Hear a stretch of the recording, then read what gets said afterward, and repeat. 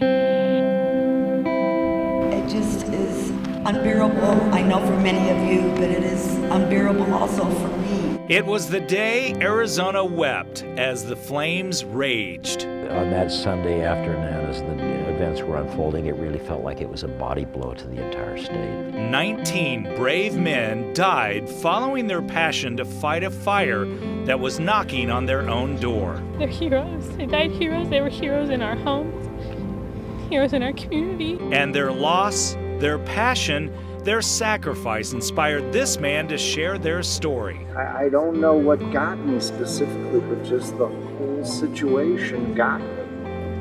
And I took it very personally. He has brought it to the big screen, a new film, Only the Brave. Sooner or later, fire's gonna come knocking in our hometown. It's the story of heroes and heartbreak, the story of the Granite Mountain Hotshots. Good evening, everyone. I'm Scott Pasmore. We want to thank you for joining us for this 3 TV special, The Granite Mountain Hotshots, Heroes and Heartbreak. Theirs is a story that could easily have gone untold. They were a group of elite firefighters who took on some of the most dangerous wildfires in the country. But like so many of those who keep us all safe, they did it outside of the spotlight until a lightning strike on June 28, 2013. It started with a lightning strike, a small fire in a remote part of the state near Yarnell, Arizona. That fire exploded and changed Arizona history. Within days, that fire, whipped by high winds and fueled by dry brush, had grown to 2,000 acres. Veteran Arizona Family reporter Mike Watkiss says he's seen that same type of story played out many times before. I've been covering news in Arizona for more than 20 years, and I've seen Rodeo Chetasky and the Wallow Fire. We've seen some big fires. You know, and they all start out with little. They start out with a campfire. They start out with a lightning strike. On Sunday, June 30th, the Granite Mountain Hotshots deployed, hoping to get a hand on what was still a relatively small but growing fire. Arizona Family photojournalist Jim Fry was in Yarnell covering the story that day. All we were talking about was, it's small, they got a ton of people on this. This is over and done with. This will be done by the end of the day. But he says in just a matter of moments that all changed, moments he will never forget. I remember the time of day. I remember that process of feeling the heat on my back, going outside, being pelted by dirty rain, and then looking to the north and seeing this wall of flames. I mean, it is so vivid. And that all took place in a matter of minutes. As I'm swinging my camera around, I noticed a Forest Service truck coming out from a forest road, just a few feet from me. So I'm shooting that, and behind that Forest Service truck are 3 hotshot crew vans, all 3 of them. And on the side of it said Granite Mountain Hotshots. All 3 of the hotshot trucks were empty. What we came to learn is that those trucks came out empty because the hotshots had moved into a brush-choked box canyon and became trapped in that wall of flames. Their fate sealed in an instant by a cruel turn of the weather. The weather, it is one of those basically thunderstorms that collapsed and generated the outflow boundaries of 60-mile-an-hour winds, at least. The team deployed their emergency shelters, but they were no match for the heat and the smoke. On Monday morning, the first crews reached the bodies, covering each with a flag, remembering their brothers who had fallen to the flames. And before it was out, that fire had also destroyed more than 100 buildings. More than 600 people had been evacuated from Yarnell and nearby Peoples Valley. And to this day, there are still questions about what led the crew to move into that canyon. A state forestry investigation did find there were issues with radio communication, but no evidence of negligence or wrongdoing. From the moment those first responders found the crew to the journey to the medical examiner here in Phoenix, every move was made with respect and honor. The route was lined with fellow firefighters and everyday Arizonans, all feeling they needed in some way, in any way, to say thank you and Godspeed. And outside of the Hotshots home base, Station 7 in Prescott, a growing memorial of flags and flowers and a constant stream of mourners. Then, when it seemed there were no more tears to cry, no more words to say, the dams of grief broke loose at a memorial service. We come before you broken and hurting and confused and numb. Praise it! Oh! Faces of those fallen hotshots stretched out across the front of the Prescott Valley Event Center. More than 6,000 people inside, thousands more outside, united in grief. Unbelievable humor and joy. That was the Granite Mountain Hotshots. They understood what few do, that integrity is measured by whether you respond to the needs of your neighbors when you know you are one of the few and only ones who has the capacity to respond. They were 19 heroes, gone at the turn of the wind. For those gathered, it was a chance not just to grieve, but to honor these hometown heroes. Everyone rising to their feet to give a standing ovation when the lone surviving Granite Mountain hotshot came to the stage. Thank you, and I miss my brothers. And we're here today to remember them. And then a final alarm. A final farewell, a final thank you for 19 men who gave their lives to keep others safe.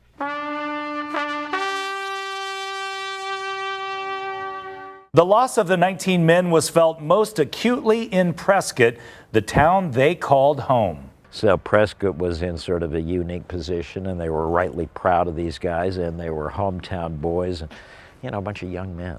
An old man like me looks back on these young lives, and you think these guys had so much ahead of them. And so it was crushing to Prescott. It was the epicenter of the pain so many felt, a place they gathered to find some comfort. And as Tara Hitchcock tells us now, that heartbroken town also called out someone unexpected 400 miles away.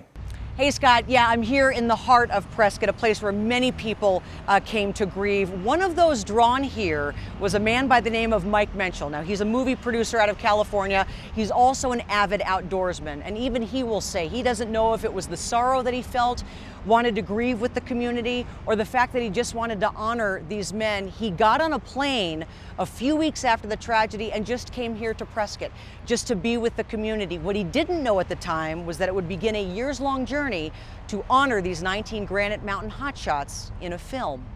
That's everybody. All right, we got a new start up at Granite Mountain. I'm excited every day because I know we're doing the right thing. I just know it. I know that's a cocky thing to say, but I told you so. Cockiness, maybe, if you don't know Mike Menschel. But spend 5 minutes with him and you'll realize it's not arrogance, but passion. A passion that stems from his love of the outdoors. Menschel had just come back from working on a film in Europe. He landed at the airport and saw the news of the Yarnell Hill fire. 19 firefighters killed, dozens of homes burned. The losses from the Yarnell Hill fire already massive. It was the story of 19 young men, 20 men, one survivor, fighting fires in the forest, the wilderness, the wildland, preserving those parts of the country for guys like me, for fishermen, for hunters, and I took it very personally. Less than 2 weeks later, he got on a plane to Arizona. And I didn't do anything in Prescott. I just sat there in the town square, in the park around City Hall. And I just watched and listened, and it was devastating. Determined to make a film about these heroes, the producer wanted to make sure he got to know the families. When you have just experienced such devastation, and somebody comes and tells you they want to make a movie, they want to tell the story about your loved one's life, what you hear is someone telling you you want to exploit their death. And I had to convince the families that that is not the intention. With the families on board, Menschel put together a cast that also took the movie to heart. The filmmakers even set up a boot camp where the actors learned to cut line, carry 40-pound packs, break in their boots. For Menschel, no detail too small to honor the larger-than-life Granite Mountain Hotshots. People should know about the Granite Mountain Hotshots. These were extraordinary young men. They don't think they're extraordinary. These were heroes. Scott, coming up, Mike Menschel, not the only person involved in this movie who took it so personally. Coming up, we'll talk to the Oscar nominee who plays Superintendent Eric Marsh. He became the Soup on the set. We'll talk to actor Josh Brolin. There was just too many connections for me, and I was reticent in the beginning about playing this guy, because I wasn't sure if I was the right guy and whether I could pull it off or not. And of course, Tara, this movie is about more than just that tragic day on Yarnell Hill. It's also a glimpse into the lives of those 19 men and their families. Just ahead, Eric Marsh's widow shares her thoughts on the movie and the actors who brought their stories to the big screen. Josh is so open and vulnerable and raw and engaging and heartful and just full of soul, which is exactly what Eric was. More of the Granite Mountain Hotshots, Heroes, and Heartbreak just ahead.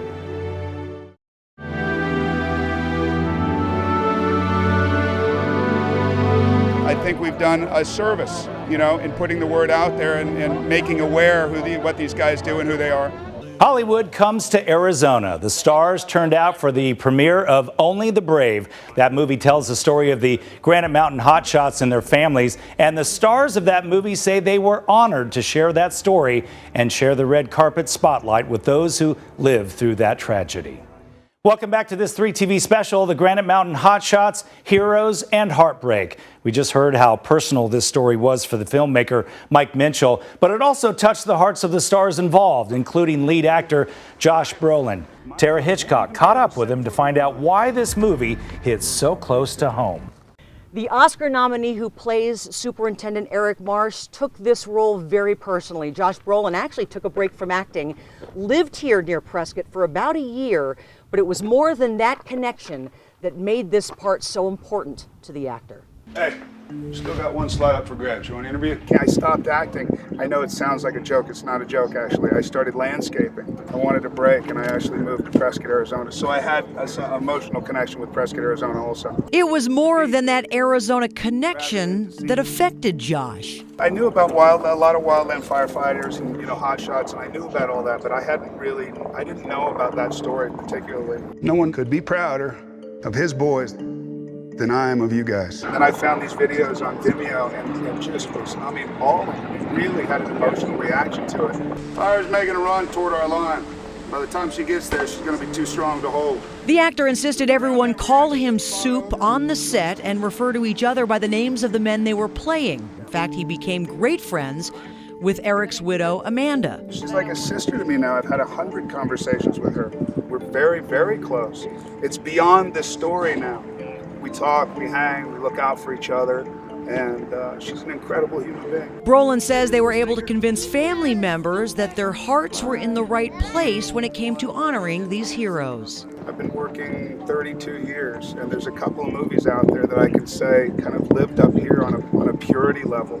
They all have the same feeling, where something is special.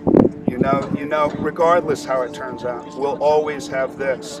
And the fact that everybody's heart's in the right place, everybody's psyche's in the right place, I think we're doing a great service to honor these people. Do you ever really recover from something like this? Honestly, I don't know. But for some of the folks directly impacted by the tragedy, including a Granite Mountain hotshot who had just left the squad 2 weeks prior, life does go on. This ain't the greatest job in the world. I don't know what is. You're not an actor. You know this world probably better than anybody here. That's because Brandon Bunch lost 19 of his friends in the Yarnell Hill fire. I was on the crew that season. I left 2 weeks before everything happened. My wife was pregnant. we're getting ready to have our third boy. Just 2 weeks before the tragedy, Brandon left the Hotshots to tend to his family. His 3 boys are now 7, 5, and 4. I know all my friends died fighting fire, and they're in heaven. When Brandon heard they'd be making a film about the Granite Mountain Hotshots, I wasn't on board at all. Yeah, I told them no a few times. that's when Pat McCarty, a former hotshot, now Prescott firefighter, who also said no originally, told Brandon, They're gonna make the movie with or without us, you know what I mean? So, if we're there, we can make it a little better and a little closer. Brandon says it's hard watching these actors play his friends. And it's weird seeing them from like a distance, you know what I mean? Like it looks like a crew and everyone looks a little similar, so yeah, it's trippy. Besides acting as a technical advisor, Brandon had a small part in the film, playing his real-life best friend, hotshot Garrett Zupiger, and he had one line. I asked for a chew. So yeah, my mom's gonna be super proud. Oh, and then I open a beer with the chainsaw. A year after our set visit, Brandon is still spending time with chainsaws, time outdoors. I'm a tree climber, so we remove trees in tight areas. Clearing hazards and keeping things safe, things he would do with his friends as a hotshot. He says the filmmakers did a nice job capturing the essence of his friends, but admits it wasn't easy to sit through. The whole thing was kind of hard to watch, but I'm glad they made the movie, and I feel like they did a pretty good job. I asked Brandon if his sons know much about the film. They kind of know what happened. I mean, it's funny because my youngest will talk about Garrett, who I played in the movie. He was my best friend. So Garrett used to come to our house and eat breakfast with us and stuff, and my kids loved him. One day those boys will get to see their father playing that man they loved. Throughout the process, filmmakers were sensitive to the wishes of family and friends, and Tara is one of the few journalists Eric Marsh's widow talked with about that. Amanda Marsh is an avid horsewoman. She says that's actually one of the things that helped her as a hotshot wife, because the crew was gone for long stretches at a time. And she says that is something she wanted included in this movie, the toll that takes on the families. The expectation is that we're really independent and that we flow through life really well without them. But the moment they arrive back into our world, it's almost like there's a disconnect, because you've been living these way different lives for 14 to 21 days. And it's very difficult then to just automatically mesh back in. Marsh believes the filmmakers captured that aspect of their lives well, due in great part to the actors who play both her and Eric, Jennifer Connelly and Josh Brolin. Her way and watching her in that role was very healing for me. You're gonna crown that ridge, spot over, run straight into town. Josh embodied Eric in a way that was breathtaking, especially when you see Eric with his glasses, those wired rim glasses on. Marsh has since remarried. She says that's also part of the story, how we find a way to move on when, just like that dreadful fire, grief threatens to consume us. Look at it. Really look at it. Because if you can't make friends with it, you'll always be running. Of course, this movie is very much the story of the Granite Mountain Hotshots, but in many ways, it's much more than that. It's also the story of every man and woman who stands on the front lines when danger approaches.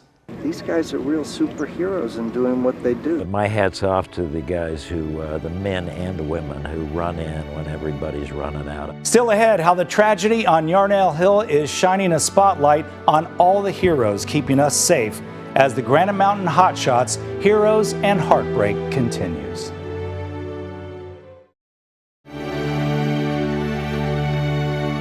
What this movie is honoring, it's authentic, and it's something that people will really come out of, appreciating firefighters and just with the sense of understanding that brotherhood a little more.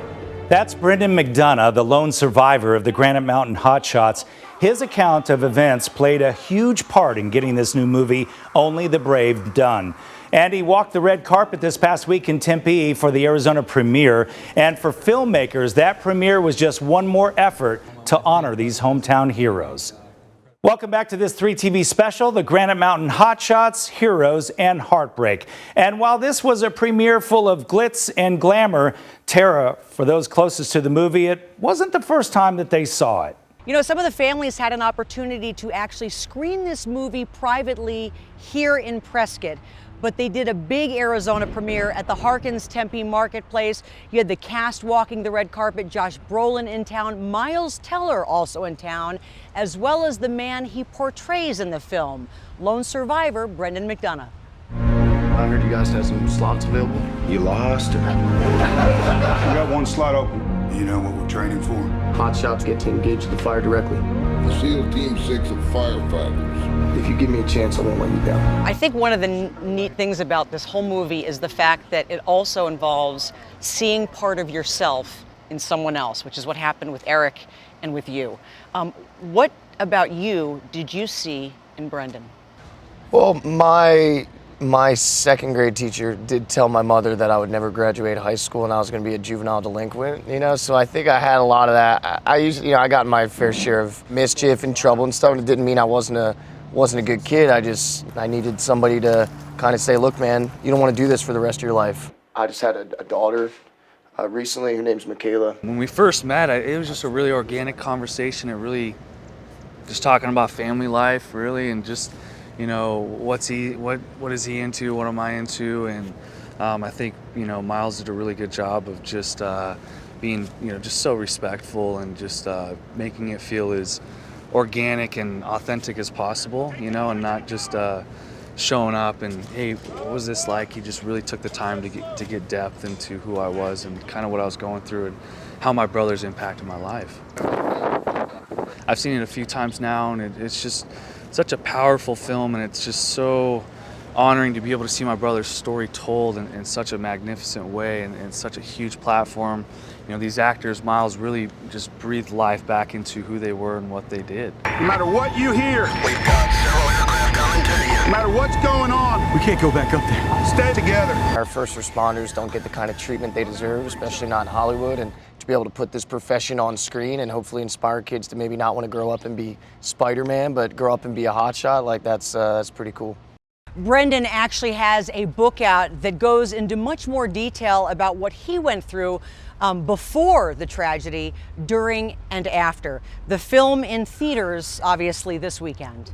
And Tara, this movie, Only the Brave, is the story of the Granite Mountain Hotshots, but in many ways, it's also much more. It's a tribute to every man and woman who feels a different calling in life, a calling to put others before self to make the world a better and safer place for all of us.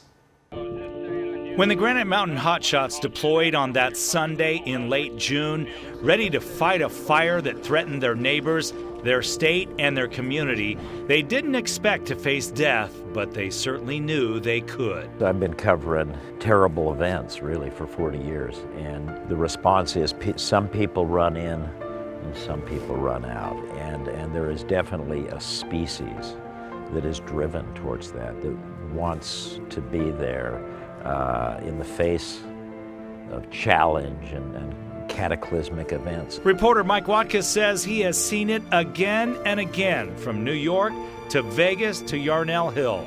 A special breed of person ready to face the unknown. Granite Mountain 19, certainly among them. Photojournalist Jim Fry puts it even more bluntly. To be slightly off base with this, they're nuts. I mean, one of these guys got some, you know, green pants and yellow shirts and stupid hard hats and, you know, might come across 200-foot walls of flame. And no thanks, no. That kind of bravery is something producer Mike Minshall felt as well. I took it very personally that these guys were doing something for me, because I'm an avid fly fisherman. I love the camp, I love the hike, I love being outdoors. I really think these guys were doing this for me. And it's that kind of heroism that put a state in grief at the loss of those 19 young men. I think for everybody it was sort of a combination of suddenly being nauseated and a body blow. when we got the news that these 19 guys had lost their lives. Because we all know it is people like them that stand between us and danger, between us and loss, between us and chaos. These guys are real superheroes in doing what they do. They don't wear capes or masks, but they're superheroes.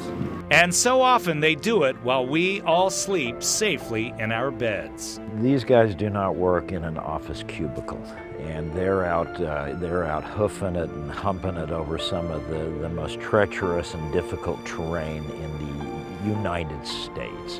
And they're doing it many times when none of us are paying attention because they're small fires and they're not threatening towns. They like to be hidden, they like to be anonymous, they like to not have too much attention on them, but we're gonna put a little spotlight on them for a second, just out of respect. Not only does this movie shine a spotlight on those often unsung heroes, a portion of the proceeds goes to the Granite Mountain Fund. It supports a number of charities supporting firefighting, as well as the communities and families impacted by wildland fires. And that includes the Eric Marsh Foundation right here in Arizona. And by the way, Tara was the only Arizona journalist invited on the set of Only the Brave, and she'll have lots more, including the stars on Real Travels tomorrow at 4:30 right here on 3 TV. So that will do it for us tonight. We want to thank you for joining us, and a special thanks to all the men and women out there who work so hard to keep all of us safe. We want to say good night and be safe out there.